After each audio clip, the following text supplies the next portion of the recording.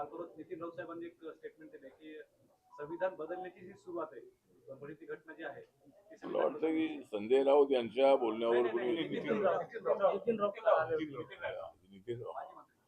ठीक आहे. नितीन राऊत आमचे मित्रच आहेत, काँग्रेस पक्षाचे ते आमदार आहेत उत्तर नागपूरचे. आणि संविधान बदलण्याच्या संबंधातली भूमिका ही राहुल गांधी यांनी सातत्यानं मांडली आणि लोकसभेमध्ये मात्र त्यांचा फायदा झाला आणि लोकांमध्ये गैरसमज झाला की खरोखर संविधान बदलणार आहे का, खरोखर आमचं आरक्षण काढून घेणार आहे का. पण ज्या नरेंद्र मोदी यांनी सातत्यानं भूमिका मांडलेली आहे, संविधान हे मजबूत करण्याची माझी नैतिक जबाबदारी आहे. आणि राहुल गांधी आणि आमच्या अपोजिशननी हा प्रचार केला आणि त्याचा फायदा त्यांना झाला, आमचं मोठं नुकसान झालं. त्यानंतर मात्र झालेल्या हरियाणाच्या निवडणुकीमध्ये बीजेपीला क्लिअर मेजॉरिटी मिळाली. त्यानंतर महाराष्ट्रामध्ये सुद्धा संविधान बदलणार हे पुस्तक दाखवून दाखवून राहुल गांधी यांनी पुन्हा या ठिकाणी अशा पद्धतीचा प्रचार केला होता. पण महाराष्ट्रामध्ये भरभरून अशा पद्धतीचं मतदान आम्हाला झालेलं आहे.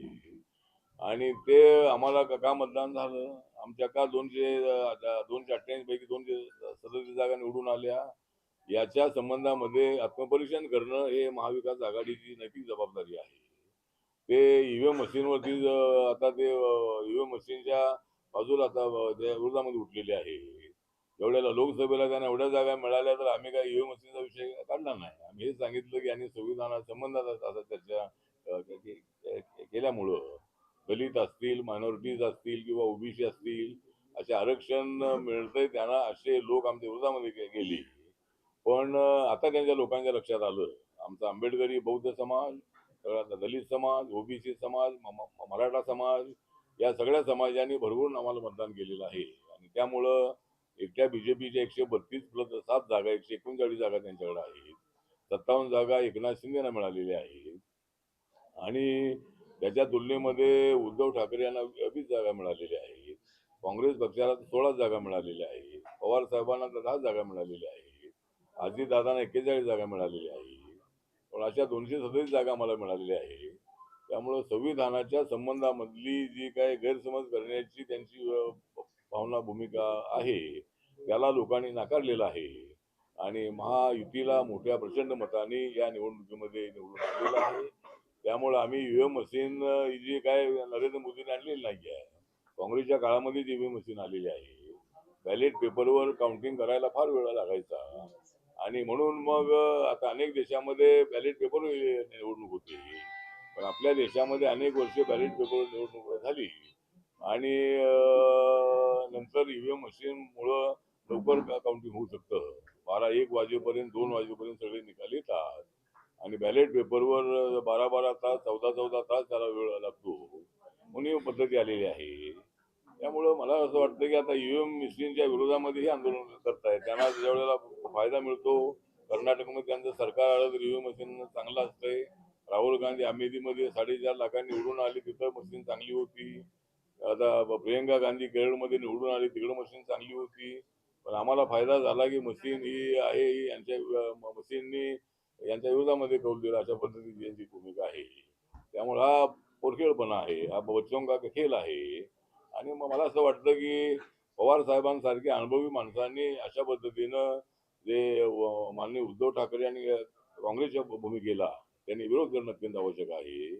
की ईव्हीएम मशीनवर 2 ढकलणं बरोबर नाही आहे. आपल्या का जागा कमी आल्या याचा विचार त्यांनी करावा. आणि आम्हाला लाडक्या बहीण योजनेचा मोठा फायदा झालेला आहे.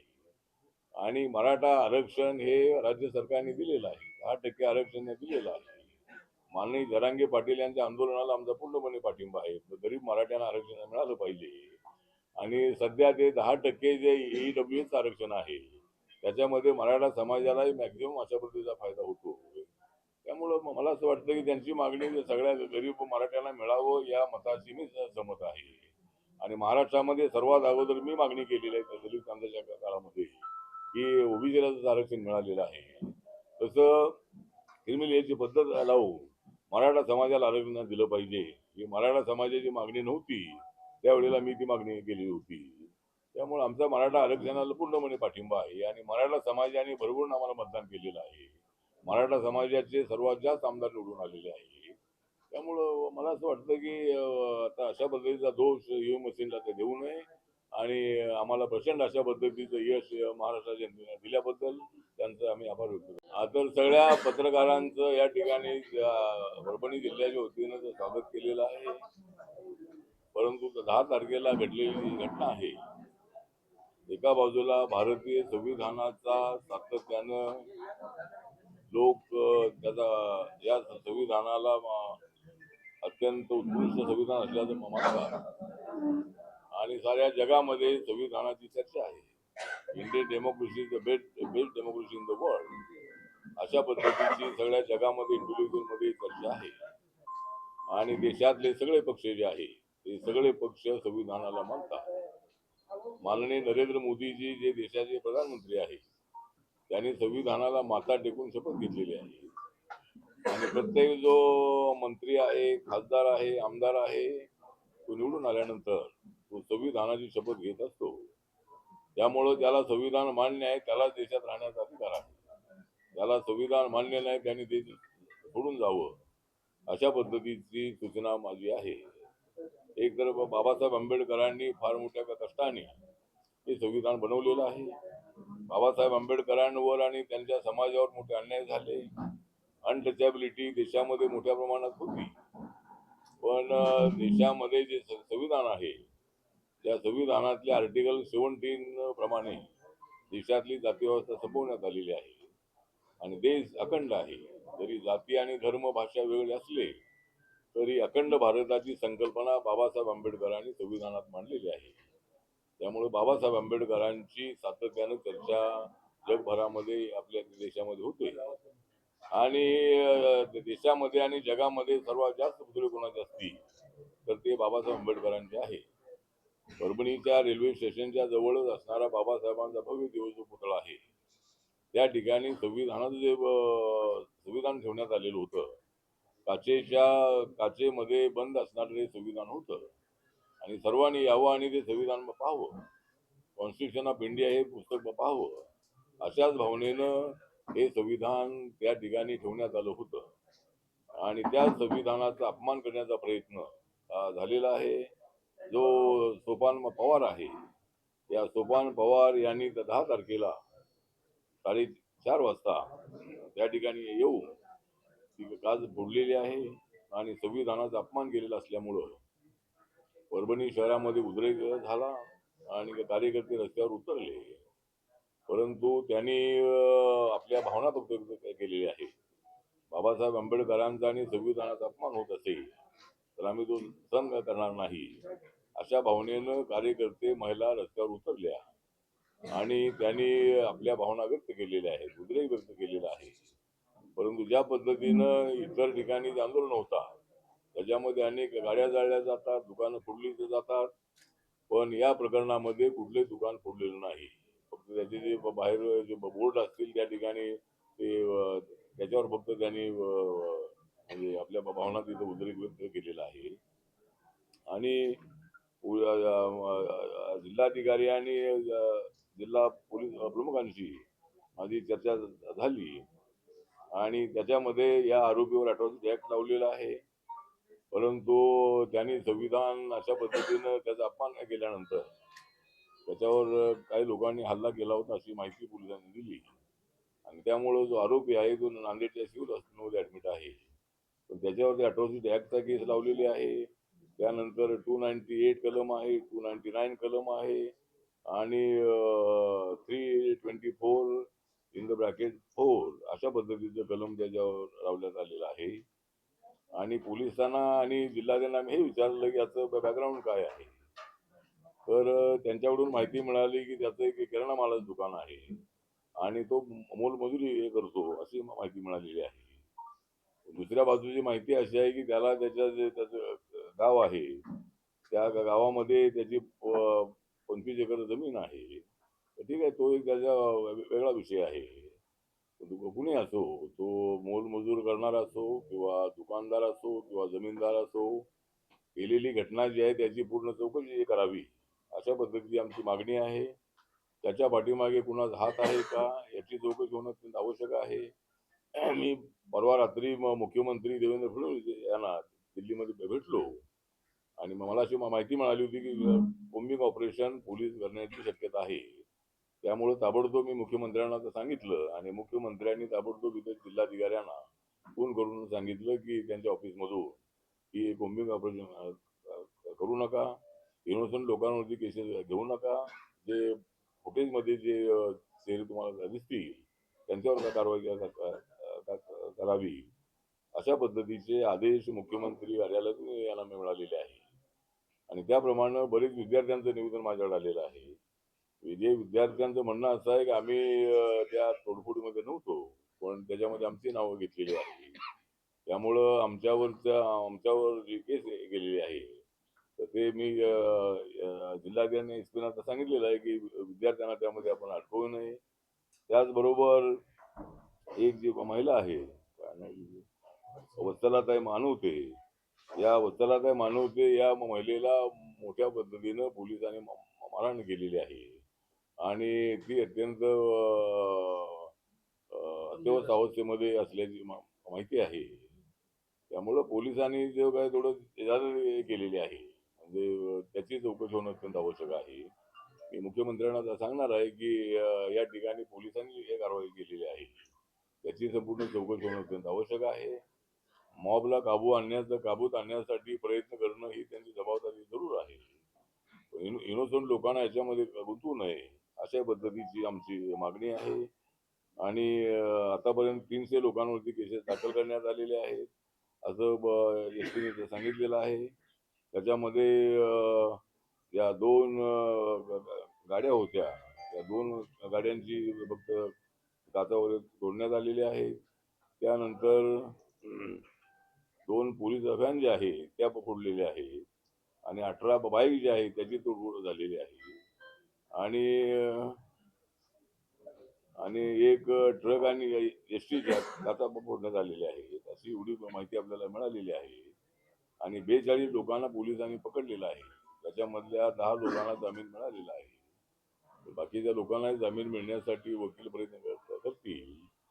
पण झालेला प्रकार अत्यंत निंदनीय आहे, अत्यंत गंभीर अशा पद्धतीचा आहे आणि त्यामुळं आमचं पार्लमेंट सेशन चालू आहे. तर तरीही आज संविधानावर काल आणि आज संसदेमध्ये चर्चा चालू आहे. राज्यसभेमध्ये 16 आणि 17 तारखेला संविधानावर चर्चा होणार आहे आणि सगळे पक्ष आपापली भूमिका त्या ठिकाणी मांडणार आहे. त्यामुळं बाबासाहेबांनी दिलेलं संविधान हे अत्यंत मोठ्या किमतीचं संविधान आहे आणि त्याचा अपमान करणाऱ्या व्यक्तीच्या पाठीमागे कुणाच हात आहे का याची चौकशी होणं अत्यंत आवश्यक आहे. अशा पद्धतीची आमची या संबंधातली मागणी आहे आणि सर्व महाराष्ट्रभर आम्ही शांततेचं आवाहन केलेलं होतं. परभणीकरांकडे आम्ही शांततेचं आवाहन केलेलं होतं. त्याप्रमाणे पहिल्या दिवशी जो प्रकार घडला त्यानंतर पूर्णपणे परभणी शहरामध्ये शांतता आहे आणि सर्व लोकांनी आपल्या भावना ज्या आहे उद्रेक आहे तो शांत ठेवून त्यांनी सर्वांनी शांततेनं काही ठिकाणी मोर्चे काढलेले आहेत, काही ठिकाणी आंदोलन होत आहे. पण अशा पद्धतीनं कायदा हातात घेण्याचा प्रयत्न कुठे झालेला नाही. त्यामुळं मला असं वाटतं की परभणीमधल्या ज्या मुलांवरती केसेस करण्यात आलेल्या आहेत त्या काढून घेण्यासाठी नंतर मी मुख्यमंत्र्यांना भेटणार आहे. पण आता सध्या परभणी शांत आहे. झालेली घटना अत्यंत निंदनीय आहे, अत्यंत गंभीर आहे, अत्यंत निषेध करणारी आहे, विचार करणारी आहे आणि या घटनेची संपूर्ण चौकशी करावी. जर या पोलिसांना चौकशी करणं शक्य नसेल तर क्राईम ब्रँचच्या मार्फत त्याची चौकशी करावी अशी आमची मागणी आहे. आणि आता परभणी शहर पूर्णपणे शांत आहे. सर्वांना माझं नम्र निवेदन आव्हान आहे माझ्या कार्यकर्त्यांना, सगळ्या आमच्या समाजाला की सर्वांनी शांतता ठेवावी. शासनाच्या कुठल्याही प्रॉपर्टीचं नुकसान होणार नाही या दृष्टिकोनातून आपलं आंदोलन आपण शांततेने करायला हरकत नाही. पण कायदा हातामध्ये घेऊ नका असं माझं त्यांना सर्वांना नम्र निवेदन आहे. भीमा कोरेगावच्यावर गुन्हे दाखल झाले होते परभणी शहरामध्ये त्या लोकांवरती. त्यावेळेसही गृहमंत्री होते आपले फडणवीस, पण त्यावेळेस म्हणजे आम्ही गुन्हे मागे घेतो. तेही गुन्हे आजपर्यंत मागे घेतलेले, पण हे गुन्हे मागे घेणार आहेत. नाही, गुन्हे मागे म्हणजे आता ते सरकारने नियम बनवलेला आहे, जसं मराठा आरक्षणाच्या संबंधातले आंदोलनातले केसेस मागे घेतलेले आहे. अनेक केसेस मागे घेतलेले आहेत. नामांतराच्या आंदोलनामधले केसेस मागे घेतलेले आहे.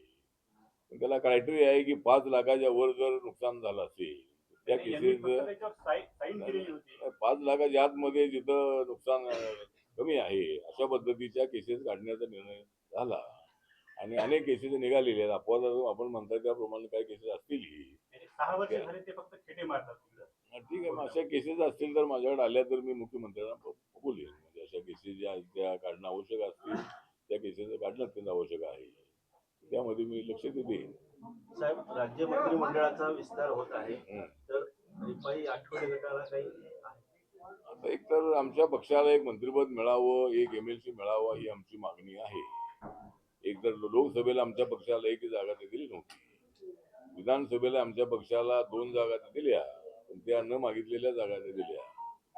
आणि त्या ठिकाणी उमेदवारी आमचे नव्हती. त्यामुळं मला असं वाटतं की माझा पक्ष जो आहे हा छोटा पक्ष असला तरी बॅलेन्सिंग पॉवर ठेवणारा माझा पक्ष आहे. RPI मध्ये किती गट असले तरी माझा गट ज्यांच्या बाजूला गेलेला आहे त्यांना सत्ता मिळालेली आहे. काँग्रेस सोबत असताना काँग्रेसला सत्ता मिळालेली आहे, राष्ट्रवादीला सत्ता मिळालेली आहे. मी BJP शिवसेनेसोबत आल्यानंतर त्यांना इथं सत्ता मिळालेली आहे. त्यामुळं माझ्या पक्षाच्या कार्यकर्त्यांचा विचार होणं अत्यंत आवश्यक आहे. त्यामुळे RPIला एक मंत्रिपद द्यावं अशी आमची मागणी आहे. आणि पाहूया, मी देवेंद्र फडणवीस यांच्याशी बोललेलो आहे, कारण आम्ही BJPच्या अलायन्समध्ये आहोत. एकनाथ शिंदे आणि अजितदादा पवार हे नंतर आमच्या महायुतीमध्ये आलेले आहे. तर आता एखादं मंत्रिपद आम्हाला मिळावं आमच्या अशी अपेक्षा आहे. न्यायालयीन चौकशी करावी अशी त्यांची मागणी आहे. यावर तुम्हाला काय वाटतं? तर आता पोलिसांशी मी बोललो, कलेक्टरशी बोललो, त्याची नार्को टेस्ट ते करणार आहे, म्हणजे नार्को टेस्ट ते करणार आहे. आणि आमची मागणी हीच आहे की जशी इथल्या सगळ्या नेत्यांची मागणी आहे तशी माझी मागणी आहे की त्याची पूर्णपणे चौकशी होणं अत्यंत आवश्यक आहे. क्राईम ब्रँच मार्फत त्याची चौकशी होणं अत्यंत आवश्यक आहे. तो आरोपी सध्या हॉस्पिटलमध्ये ऍडमिट आहे. तो बाहेर आल्यानंतर त्याची पूर्णपणे चौकशी होणं अत्यंत आवश्यक आहे. याच्या पाठीमागे कुणाचा हात आहे का, आणि कुणाचा हात असल्याचे एवढी वर्ष त्या ठिकाणी संविधान आहे. किती वर्ष झाली संविधान आहे तिथं? म्हणजे 10 वर्षापासून तिथे संविधान आहे, आणि ते संविधान यासाठी ठेवलेलं आहे. आता इतर ठिकाणी कुठल्या पुतळ्याजवळ संविधान नाही, पण परभणीकर फार हुशार आहे. त्यांनी बाबासाहेबांचं संविधान सर्वांनी पाहावं.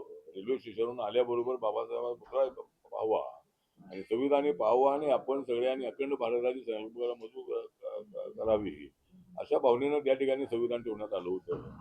तर याची संपूर्ण चौकशी झाली पाहिजे अशी आमची सुद्धा मागणी आहे. सुजात आंबेडकरांनी काल असं विधान केलंय की सुजात आंबेडकरांनी काल असं विधान केलंय की नार्को टेस्टचा कोर्टामध्ये काही आधार नाही, त्यामुळे नार्को टेस्ट करायची गरज नाही.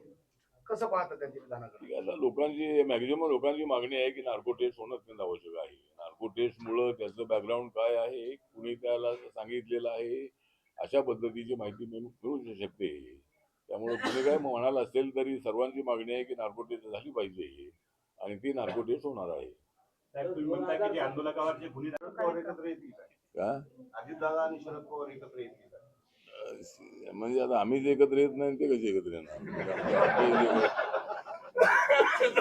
RPI गट एकत्र येत नाही तोपर्यंत ते एकत्र येणार कसे? आणि जर एकत्र आले तर माझी पवार साहेबांना अनेक वेळेला मी त्यांना विनंती केलेली आहे, त्यांना ऑफरही दिलेली आहे की आपल्यासारख्या व्यक्तींनी मोदींच्या खांद्याला खांदा लावून देशाच्या विकासासाठी, राज्याच्या विकासासाठी एकत्र आलो पाहिजे. आणि जर शरद पवार साहेब आणि अजितदादा पवार जर एकत्र आले तर मला वाटतं की त्यांची जी काय त्यांचं सिंबल आहे आपले तुतारी जी आहे ही तुतारी थांबेल आणि हातामध्ये घड्याळ सगळ्यांचे येईल. त्यामुळे अजितदादा आणि पवार साहेब एकत्र आले तर मला वाटतं की चांगली गोष्ट आहे. दोघांना माझ्या शुभेच्छा आहेत.